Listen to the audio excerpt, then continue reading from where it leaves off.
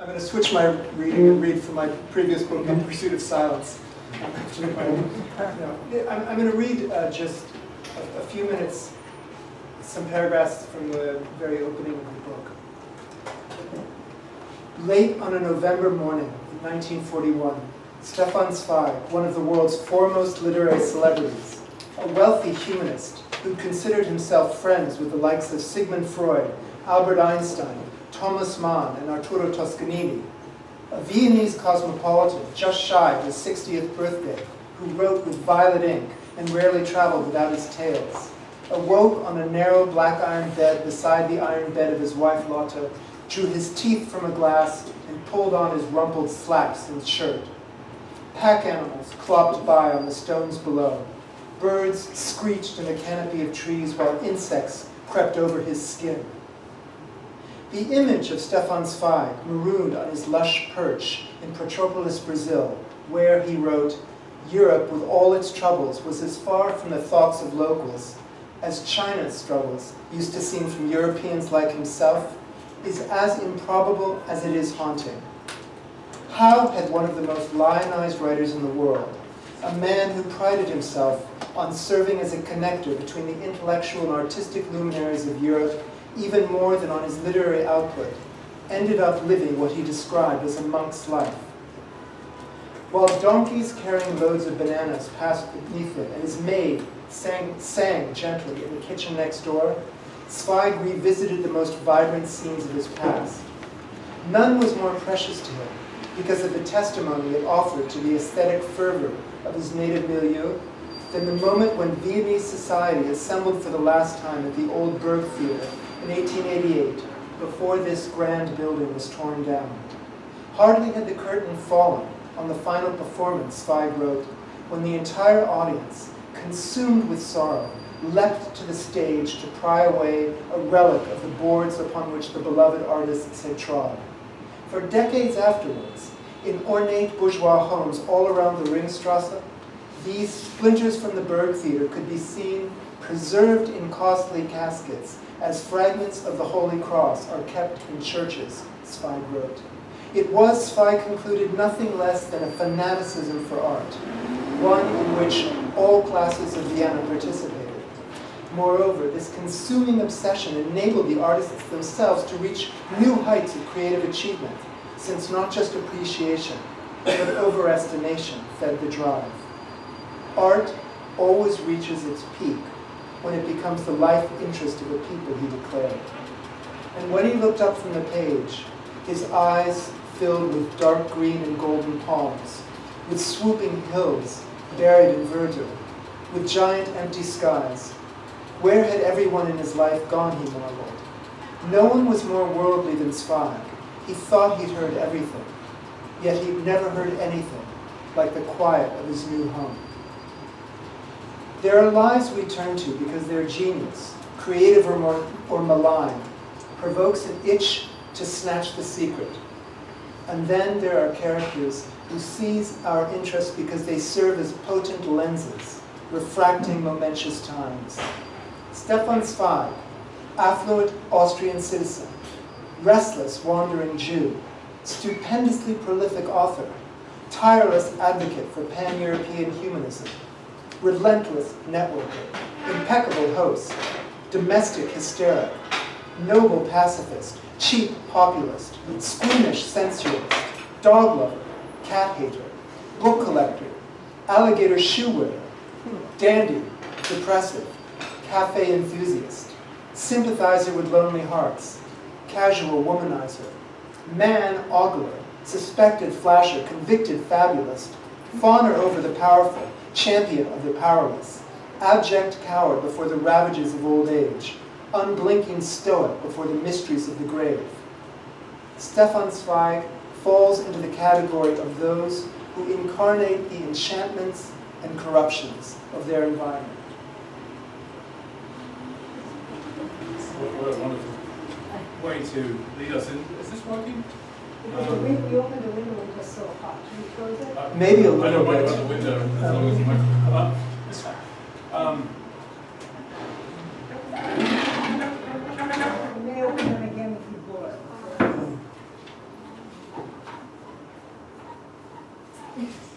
What a great way into Stefan Zweig, and what a pleasure to be talking to George about his book.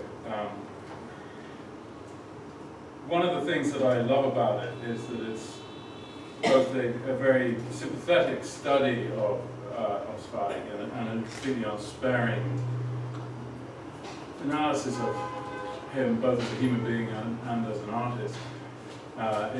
It's very honest about its very complicated subject. And I thought we would get into he was a very complicated man, as your list that you just read out shows. I thought we would dig a little bit into some of those complications through his writing as well as his life. I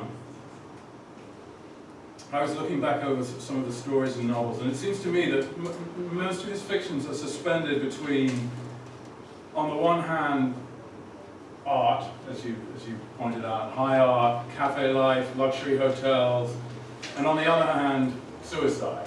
There are these kind of two polarities. And I thought we'd perhaps start off on the cheerful topic of suicide, and which is a presence in practically every one of his books. I mean, it's the default ending. It seems it's the actual ending of Beware of Pity, of Leporella. It's even little tiny little stories like the incident on Lake Geneva. It seems to be where he goes, it's lurking as a gravitational force in almost everything he wrote. Even the post office girl has a kind of dry run of his own double suicide. What was this fixation with suicide? And of course, I mean, he ended his own life in that way. What was the fixation about? Well, I think it's a confluence of so many elements. I mean, interestingly, one thing that I discovered in my research is that there was what was described by some members of the Jewish community, both within Vienna and within Berlin, something of an epidemic of suicide that predated any of the overt political unraveling that followed on Hitler's ascendancy. And it was ascribed to primarily, at least in the studies that I saw, suicide over love trouble, which is certainly the way it happens in Zweig. The Post Office Girl, for those who don't know, was a novel that was not completed in Zweig's lifetime. He put it aside. It's a very interesting work, if kind of ragged, that takes on directly the subject of intra-war poverty in Austria and the unemployment issues and just the general economic disruption of life, which was an aspect of Austrian existence that Zweig was criticized for not addressing by some of those who were his most powerful detractors. So in that one work, there's an element of the poverty that's leading into it. But in so many cases, it seems that these individuals in Zweig's stories have within them momentous passions of some sort. And these passions are disjunctive with what the world can offer them. Either they have a sort of almost stalker-like obsession with someone who's not reciprocating their longing, or they drive themselves into a frenzy, even if there is some kind of exchange, at least, about the possibility of a relationship. And Zweig, you know, one of the main things that I try to illustrate is the wrong word, but in some way enact in the course of the book was a demonstration of the degree to which exile and angst was a condition for so many of the Viennese, again, before it became a political necessity to actually live it out. So there was a deep sense of unease, and maybe this is partly attributable to the reality that anti-Semitism was very intense in Vienna, even, again, long before it became openly, it was something that was openly acted upon.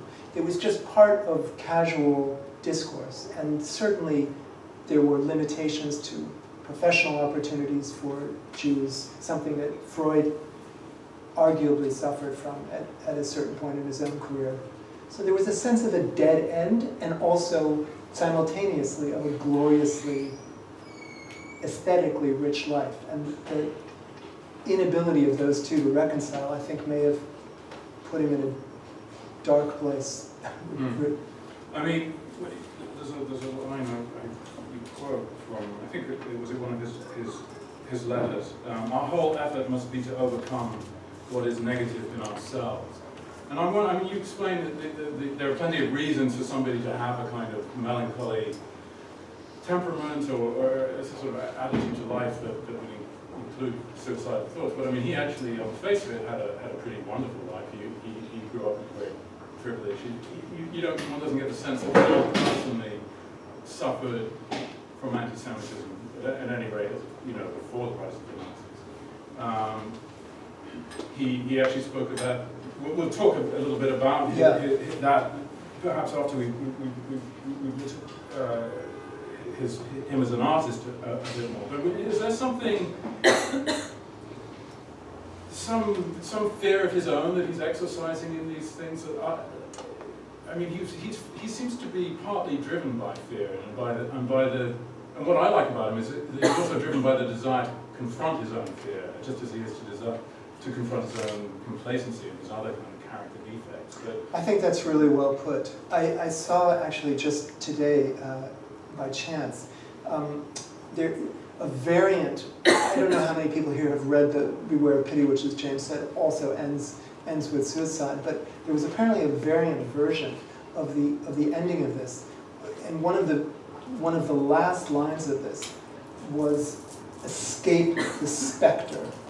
And the person who cited this, who was someone named Joseph Leftwich, who knew Zweig in London, said that he felt that this was really the defining character of Zweig's existence, was this drive to flee something that he couldn't entirely articulate the nature of. Fear, he critically, although he was very privileged, he did not have an especially happy home life. He in fact, complained quite bitterly about the sense of being excluded, simultaneously excluded from his parents' opulent entertainments when they traveled abroad. The kids stayed and ate in shabby restaurants with their nanny, while their governess, while his mother and father went off to these wonderfully chic places. But also he felt very claustrophobic at home, because he didn't like the kind of petit bourgeois circles that his parents ran, and they seemed to him overly concerned with trade and just insufficiently concerned with ultimate questions. So I think he felt restless in his home and restless in his skin, and with that line that you cited at the beginning.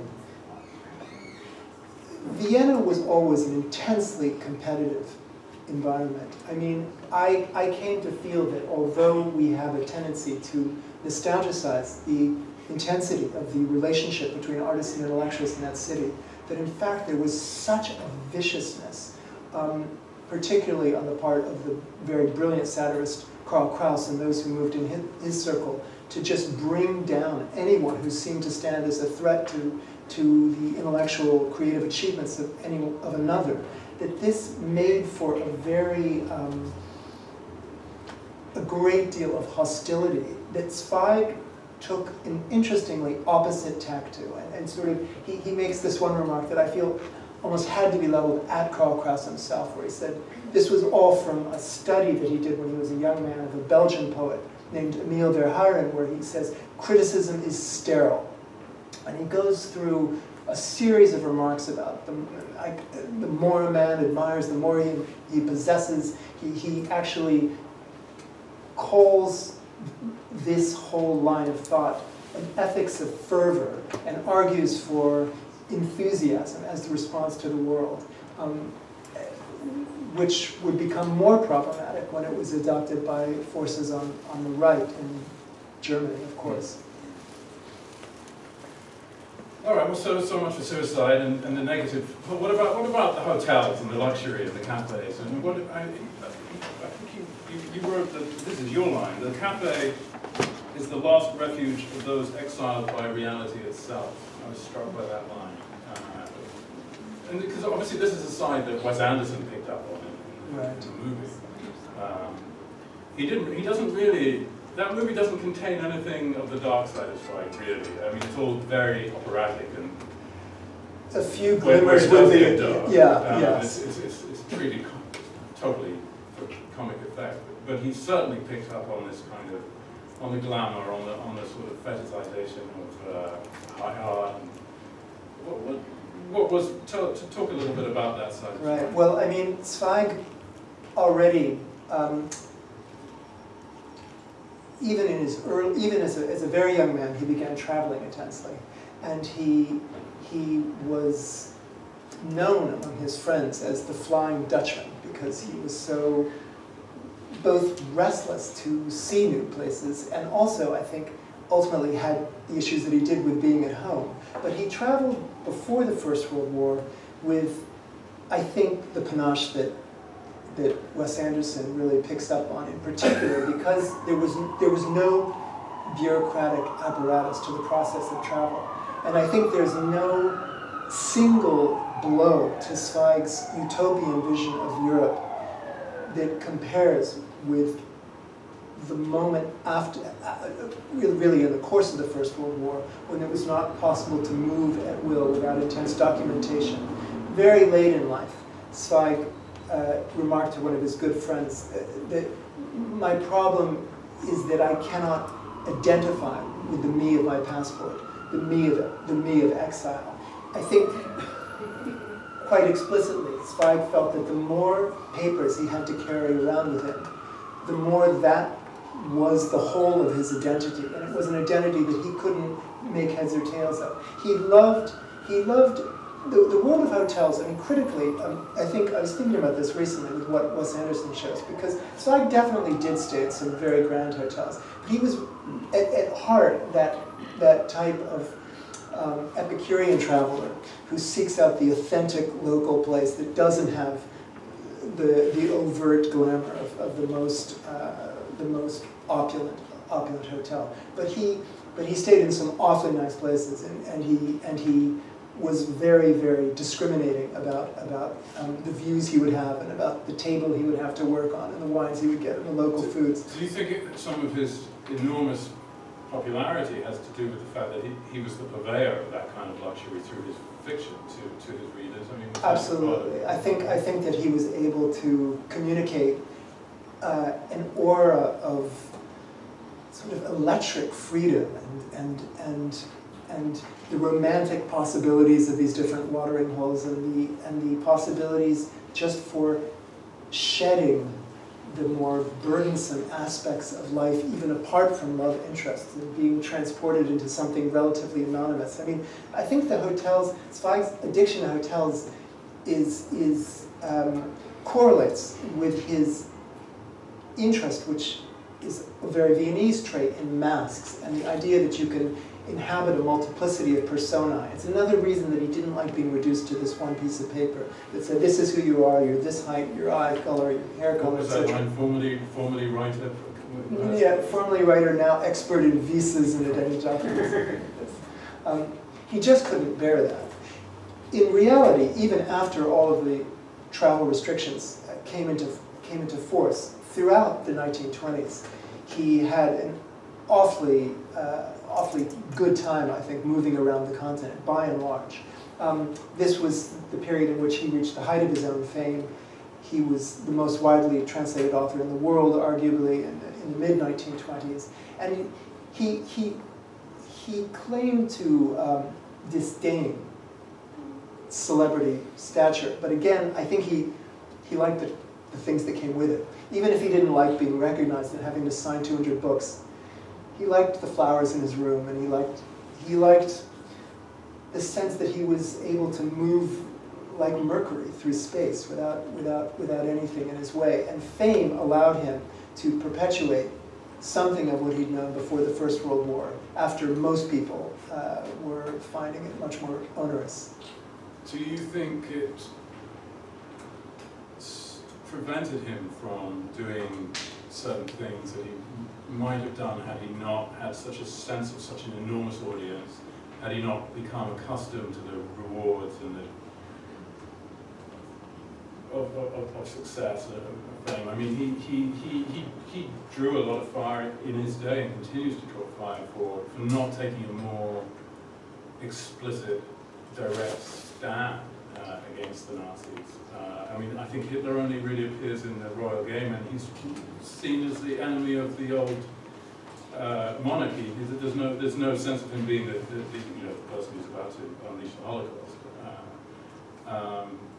Hannah Arendt criticized him for failing to mention unemployment in his memoir of Vienna, The World of Yesterday.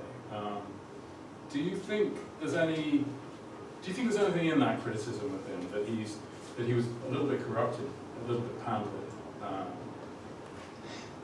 Absolutely, that is correct, and it's such a complicated question, and one that I've thought about long and as hard as I was able to. And I think ultimately, what I tried to do in the book was to understand his motivations more than to stand in judgment on them. And I think his motivations were often, as Hitler became more of an unavoidable problem, genuinely double. I found myself thinking there's a midrash, and because it had to do with these issues boiled down to his Jewishness, it's maybe worth relating this very brief midrash. There were two fundamental schools of Talmudic thought at the time of really when the creation of those works was in its heyday. There was the house of Hillel and the house of Shammai. And famously, there was an ongoing debate for many, many years between those two rabbinical schools about how the law should be interpreted. And they had very different ideas about the rigidity, the implications of not following all the commandments, etc. And after this debate goes on for many years, in the Midrash, a voice calls out from heaven, "These and these are the words of the living God, but we shall go by the house of Hillel, because those are generally the gentler, more benevolent rulings."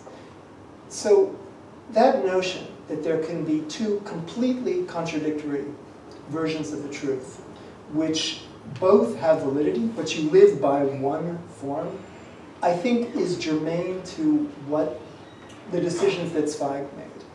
Let me try to explain. There's no question but that the ways, you may be referring in particular when you talk about him not speaking out to a famous press conference that Zweig gave in America, the second time he'd been in New York, not far from here actually, I think on 48th Street, in the offices of Viking Press, when he came to America on a book tour, and his publisher at Viking held a press conference in 1935, at which it was anticipated Zweig would speak out very powerfully against the Nazis. He didn't. He kind of danced and wove and began by saying, anything I say about the German regime is going to be read as a condemnation of the German people as a whole. And I refuse to do that. I cannot condemn a whole people. The reporters were exasperated and they pushed him harder and harder on these things. And he kept saying, I'm a conciliator. I can only work from the connective.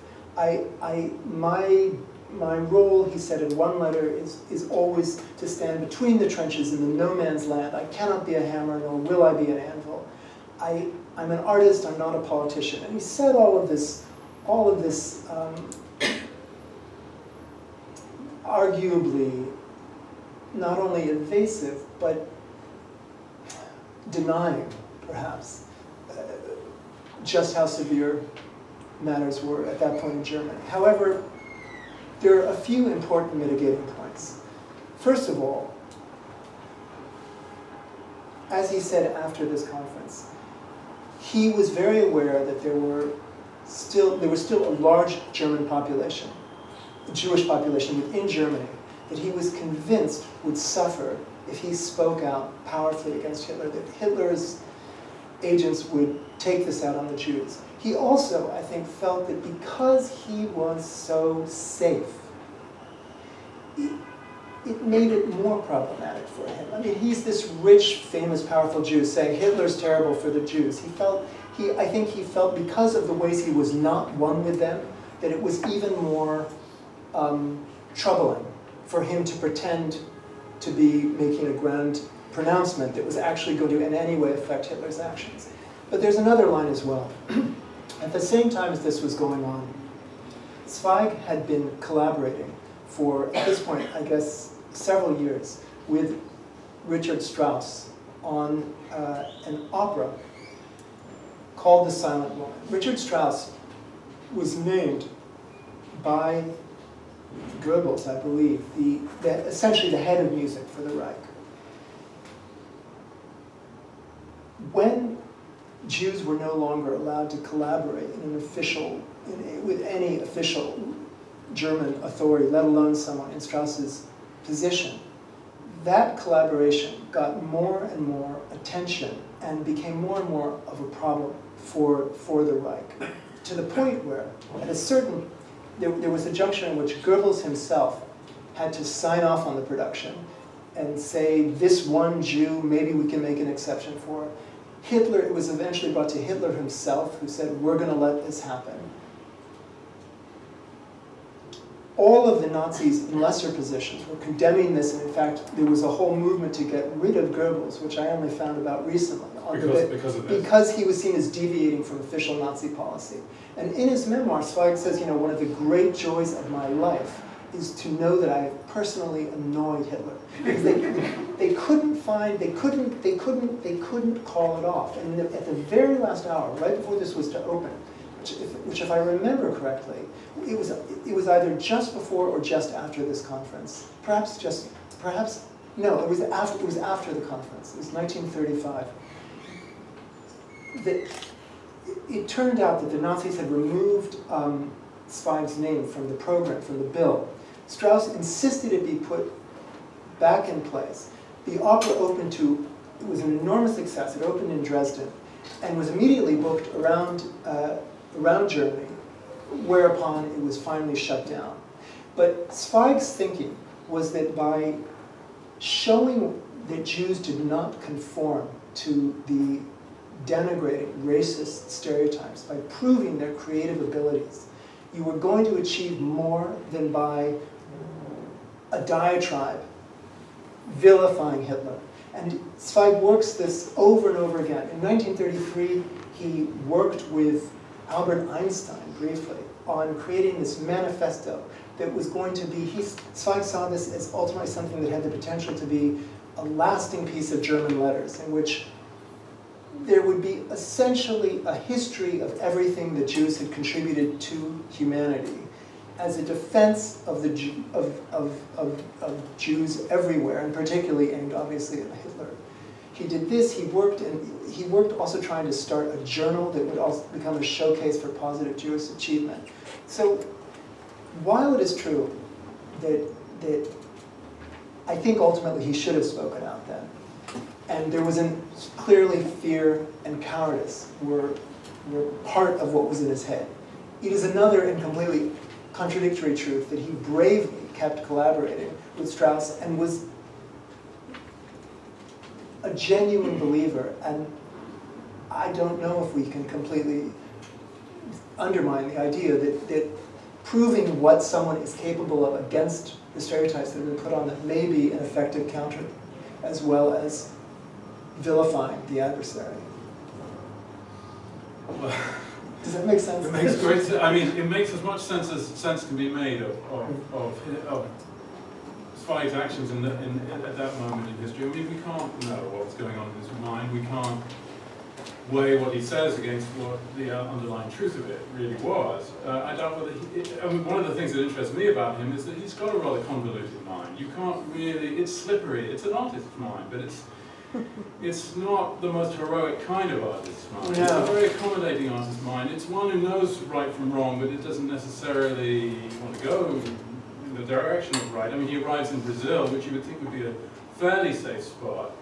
He writes a book about Brazil completely exonerating the fascist president, Julian Vargas. not exonerating him, but omitting any criticism of him. And he was regarded as having written a very toadying book by the sort of left-leaning intelligentsia.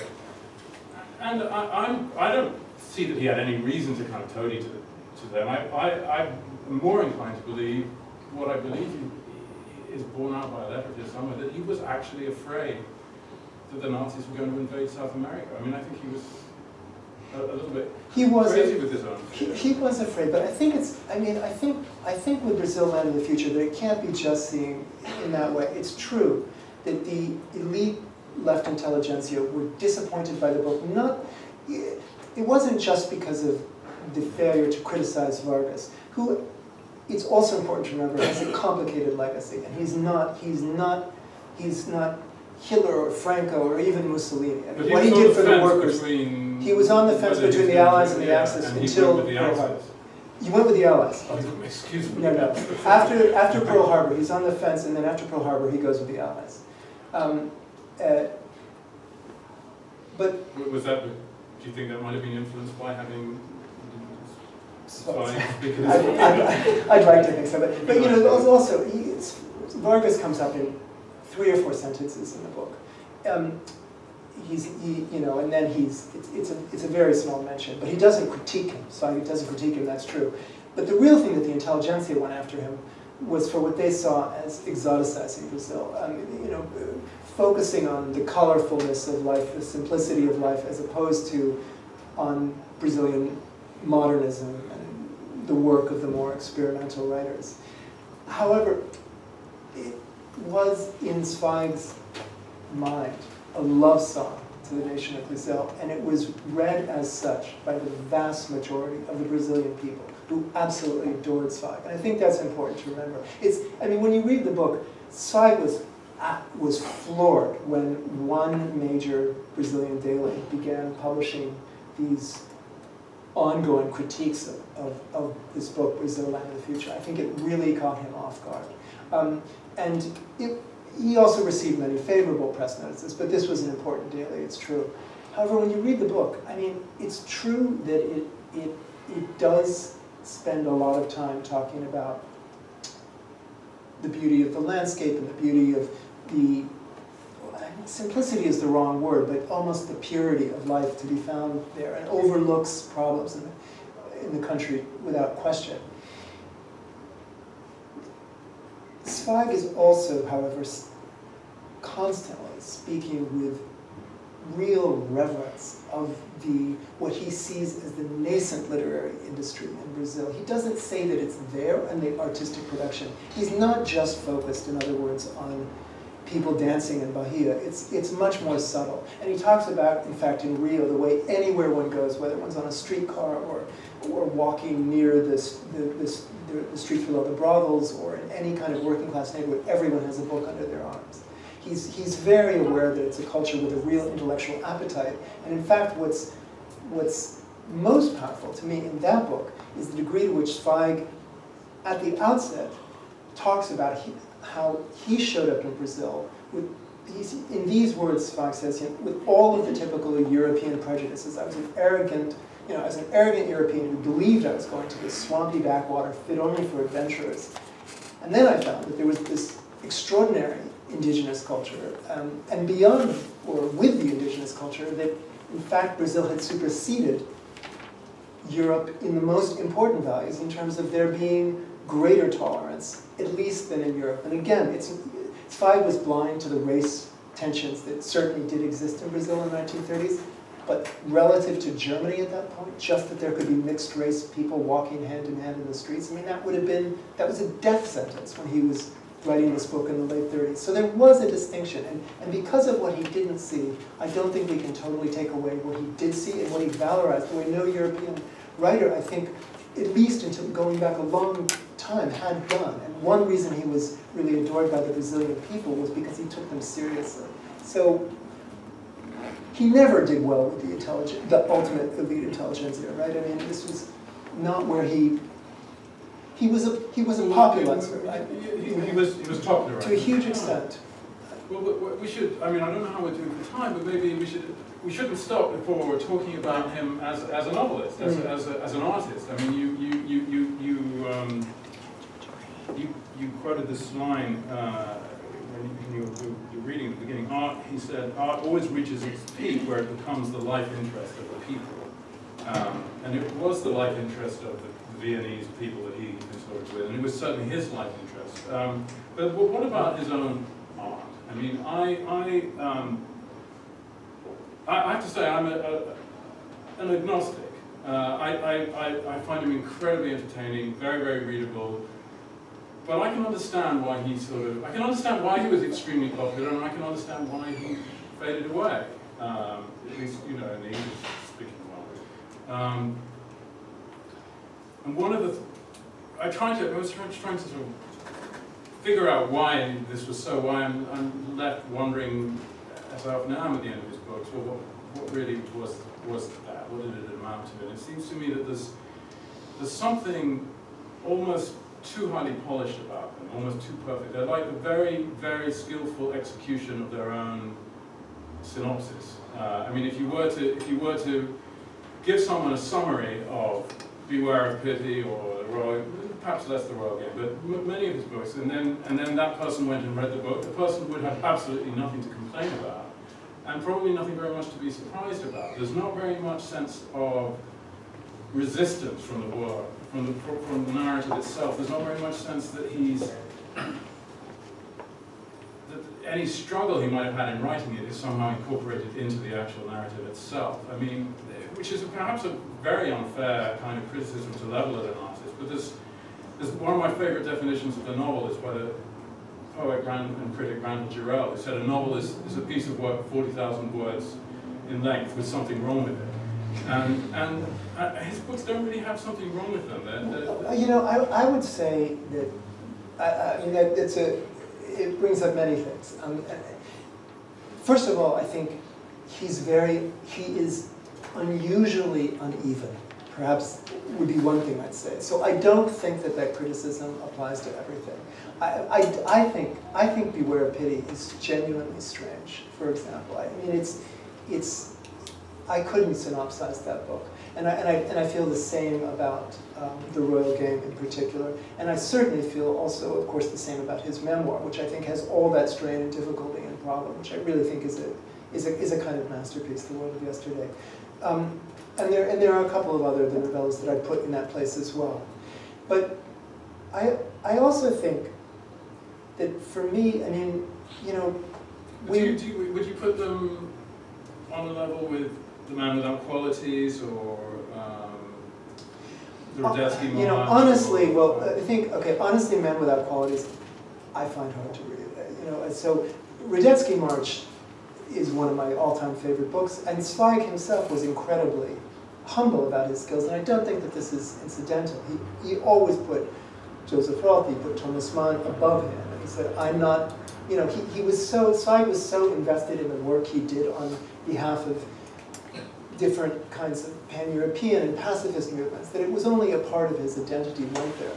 And he was aware that he was not at maybe the top, the Empyrean. He wasn't in that space. But I don't, I also think literature, obviously, I mean, I know you agree. I mean, it does different things for us in different moods and at different points in our life. And there's the beautiful remarks that Auden wrote about the idea of minor literature. I mean, I think he's the only person I know who really tackled this head on. And at one point he speaks about, he really makes a kind of, it's a beautiful defense of what minor literature can do for us. He talks about his own preference, if I remember correctly, for William Barnes over Shelley, who he recognizes is obviously in the Musil wealth category next to Barnes, but that he takes something more from it. And he talks about how, particularly for writers, that the real danger is a major writer.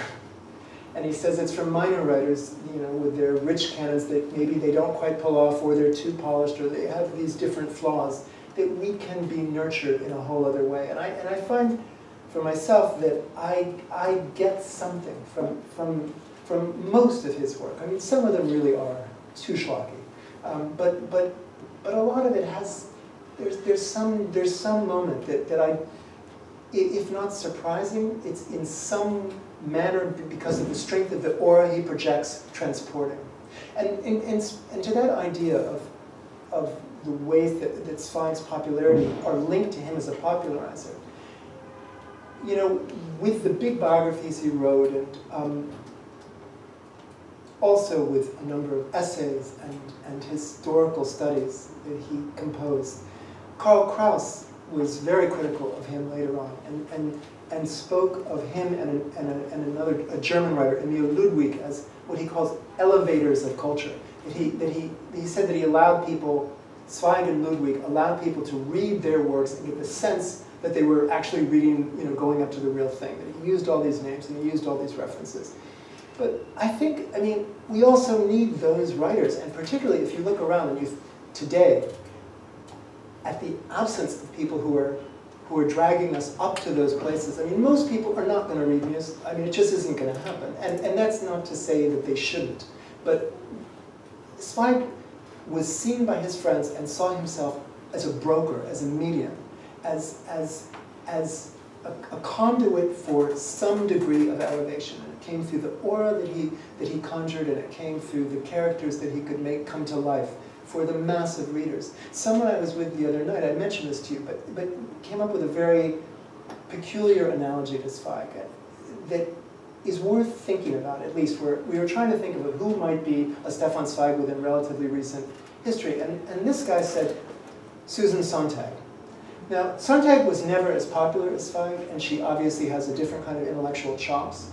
But part of what Sontag did that was very important also was she acted as a bridge to literary figures and philosophers who were otherwise inaccessible. And it's not a completely spurious parallel.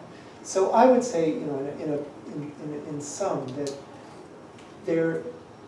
I think the Jarrell definition is wonderful, and you know, certainly I'm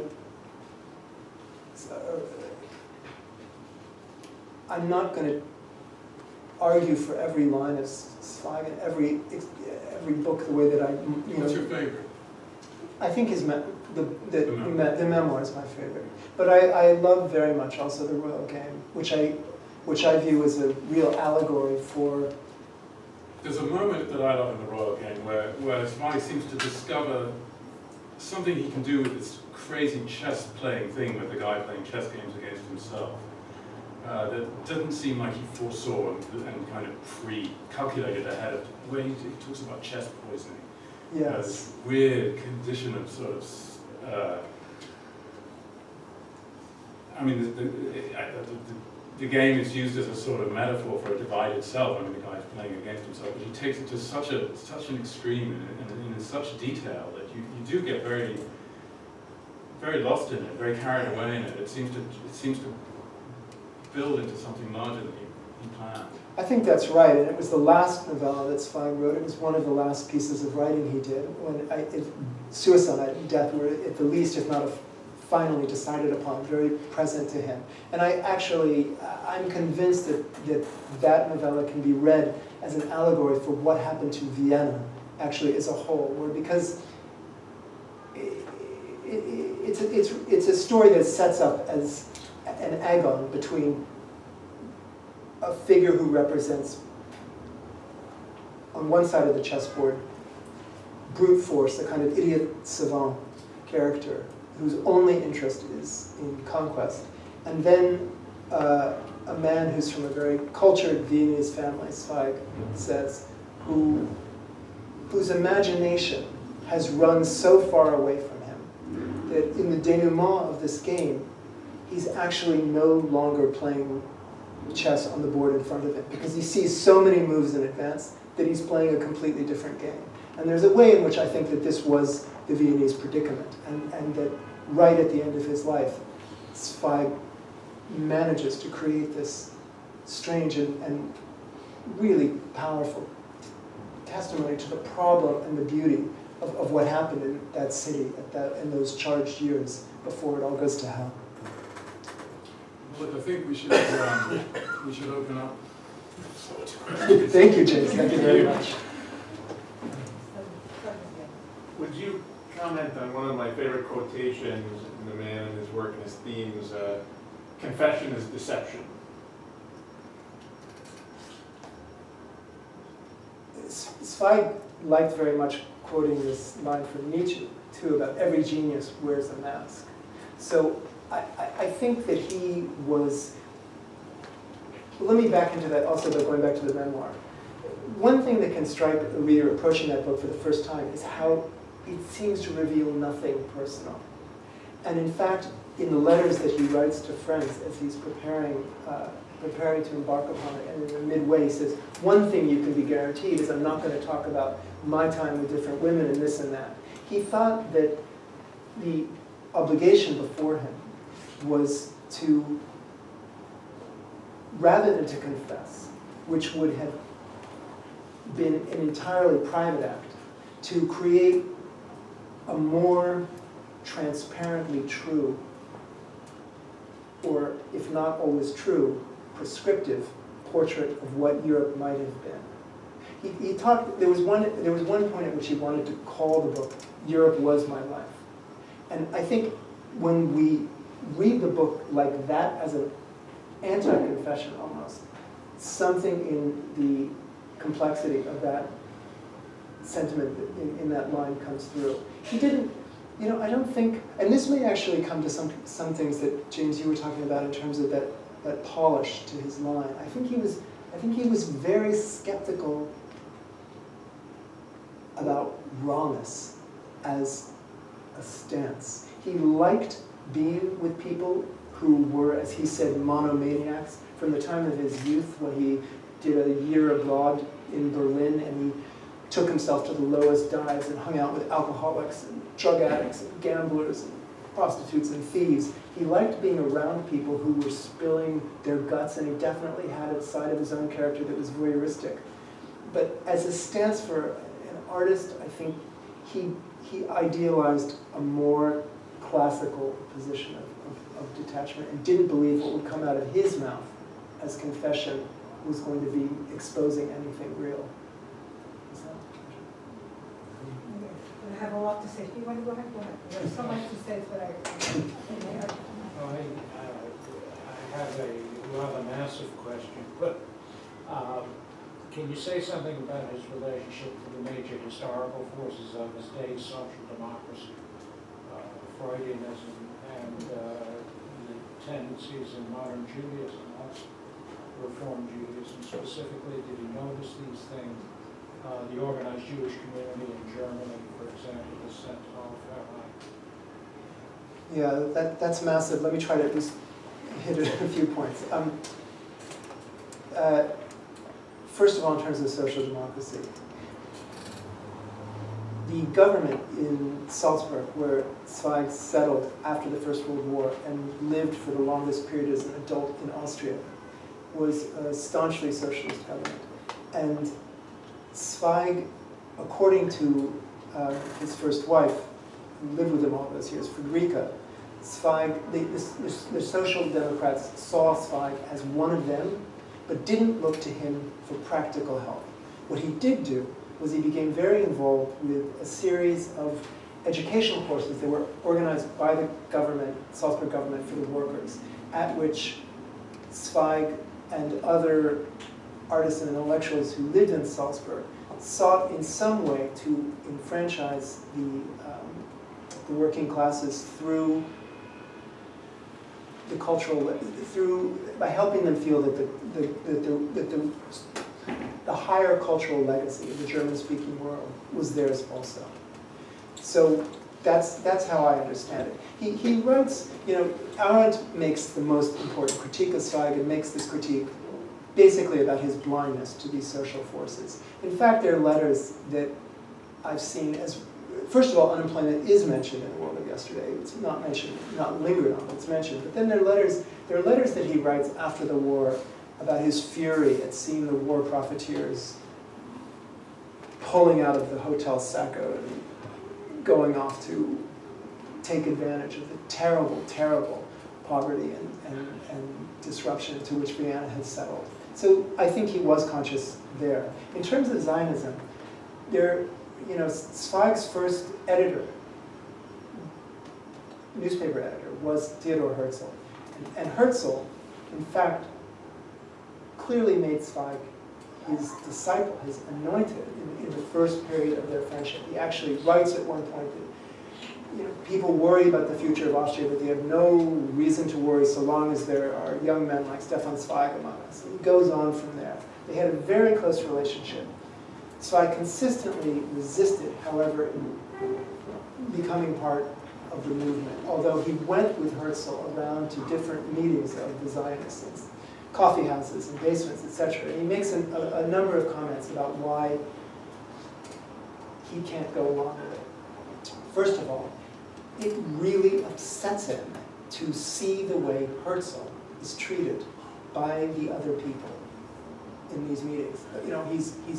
He's attacked by the left, he's attacked by the religious, the Galicians, he's attacked, and Zweig writes very movingly, not just in The World of Yesterday, but in an essay that he wrote predating The World of Yesterday that focused on Herzl, about his sense of the beauty of Herzl as a utopian dreamer who really needed the support of these young people who were trashing him.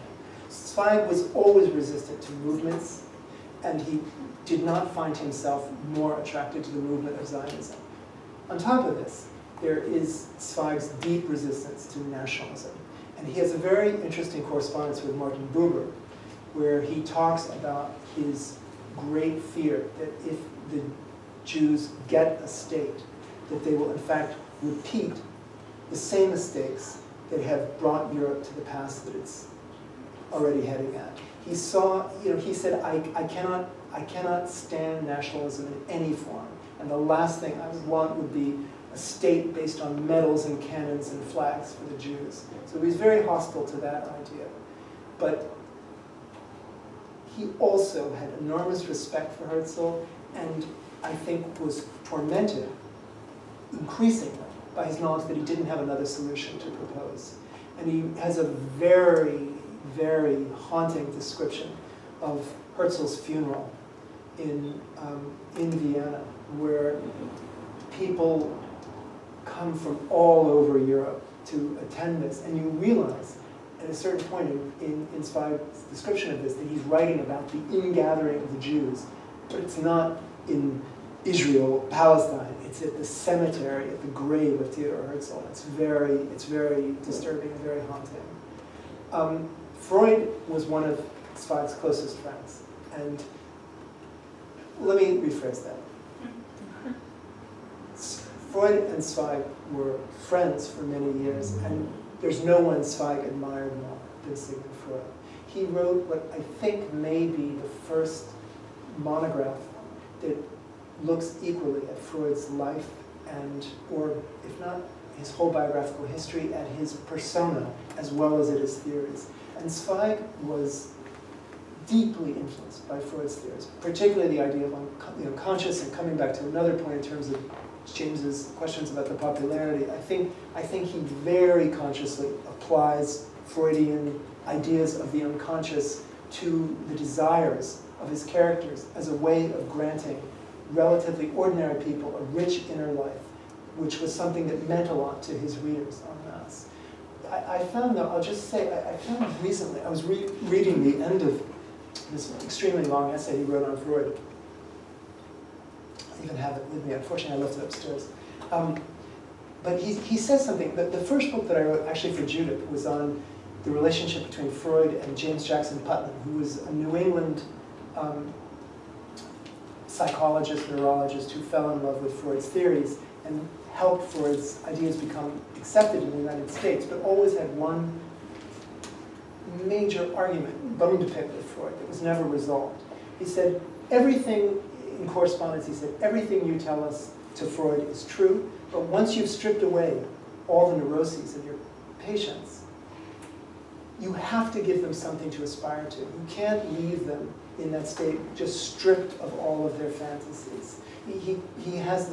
Putnam had this line, basically, that the people who have lost their God shall not walk on the face of the earth.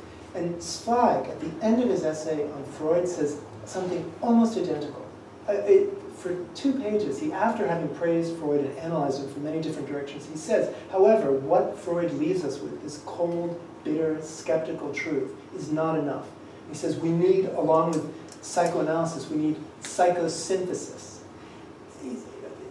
That one of the fundamental mental activities is the activity against nihilism. And since we're never going to rid ourselves of that human urge, he kind of says there has to be a next step to analysis.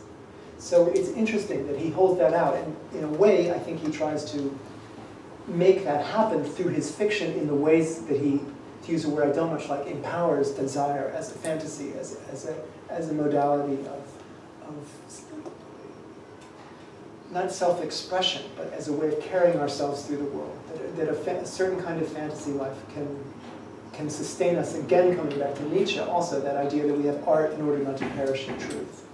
So that's One more question? One more question. Well, You can have more than one. Yes, in that laundry list of attributes that you read to us, one of the things you called Zweig is he was a coward in the face of old age. Yes. Are you implying that even absent Hitler, he would have come to the same end? No, I would never say that, but it is a fact that there's a fantasy of that. I mean, that book that he wrote, when did he write the Post Office Code? he wrote it in the 30s. Because that has the fantasy of the double suicide, the suicide pact, very deep in... There must have been something he was... I'm sorry to interrupt, but it seems like to me that was a prediction that he was at least thinking about that. Yes, but I would say a couple of things. First, that book is already written after Hitler is appointed chancellor, so already that's on the table. But yes, I think as a fantasy it was there. But I just want to say I think there are 2 separate things. He was known among his friends as someone who had an almost hysterical fear of aging. So he on his 50th birthday, so that would have been, he was born in 1881. What year would that have been? 31. So at 31, he sat down with the German playwright Karl Zuckmayer, who was at least 10 years younger than him. And Zweig refused to stay in Salzburg for the feast. He insisted on escaping over the border so he wouldn't be celebrated to this little old Jewish restaurant he knew in Munich, actually not just over the border, some distance away, where he had blue carp and all of these Jewish foods. And he's having this long dinner with his friend who is 40. And says, I think we've had it. I think we've seen enough of the world. It's all over. And Zuckmeyer's kind of like, I'm only 40 years old. Please. But Zweig, I mean, his attachment to his physical potency was extraordinarily acute. And at the end, he was doing, without question, in my mind, maybe his best writing. But he keeps saying, I don't feel any pep, I don't get, without interior elan, I'm like someone on crutches, I can't really even walk.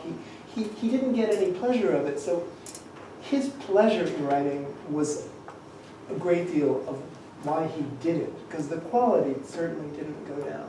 And the suicide, I think, is another instinct, because he clearly wasn't afraid of suicide, and it wasn't because he was growing old, but yeah.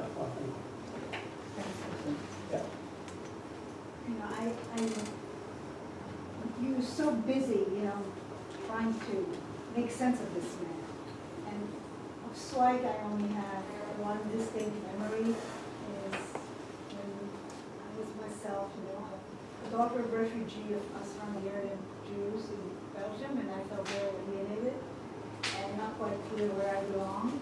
And I started reading Stefan Zweig. I felt completely at home. I thought, this guy really understands me. He understands fantasy like no one else. He understands women. He understands girls. And I kept reading him and finding myself like, this guy really gets it. And it's only now that I realized that I probably became a psychoanalyst because I got it all from Zweig, at the age of 15 or 16. It took me a long time to get to the other side of it. But now that I know psychoanalysis better than I know Zweig, I can see that Beckman was totally wrong, because Freud was always interested in fantasy and was saying that ultimately it's impossible for a human being to give up his fantasy, and his fantasy is what ruins their lives, most people, especially women. I mean, they create a fantasy and they follow that fantasy, and it's exactly what they don't need to be happy, but they stick to it. And he understood that so perfectly. It has to be said that Freud's thinking about really evolves, doesn't it? So if Zweig's reading him remember when he hadn't gone as far down that road. Because, can you read it of Freud, who would be so much more Zweig until the very end. So I think, that's a different discussion. I do think that maybe Zweig understood Freud better than Freud understood himself for a very long time in terms of So I do think that there's, whatever Zweig did, he was maybe a little bit of a woman himself. He understood women, he understood emotion, he understood despair, he understood fantasy. And he somehow crafted these little stories that were not literature, but were extremely rewarding. And it's only later that I realized it was not because I was, children of refugee in Brussels that I fell in love with Stefan Zweig, because everybody in Europe was reading Stefan Zweig, and now in stations and airport in France and Italy and Germany, Stefan Zweig is always there. So something, even though he's not a modernist, he's completely old-fashioned, he's totally patriarchal at certain moments. He's, in a way, not of our time. You read him, and something there speaks to you still today. And he's not particularly well written, and it's very formulaic, and yet. So there is that. And I think that made him sufficiently interesting for George to try to figure out who this guy is. And the other thing I would say is, on some level, I think Zweig doesn't really exist.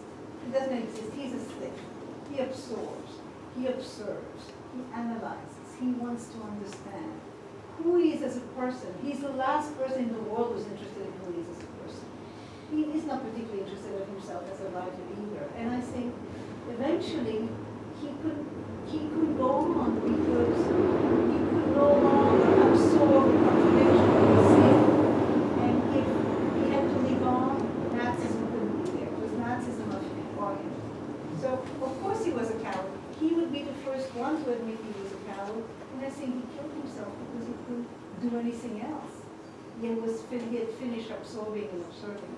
I'll just say one more thing, then we can finish. It's just a sentence, but I think I agree with you, Judith. And one remarkable thing, there's just a glancing reference in the world of yesterday to the fact that from Zweig's house in Salzburg, with the naked eye, he could see the face on the Berchtesgaden where Hitler's bird's nest, Hitler's retreat, where he had some of the most important meetings in determining the course of the war and what would happen to the Jews took place.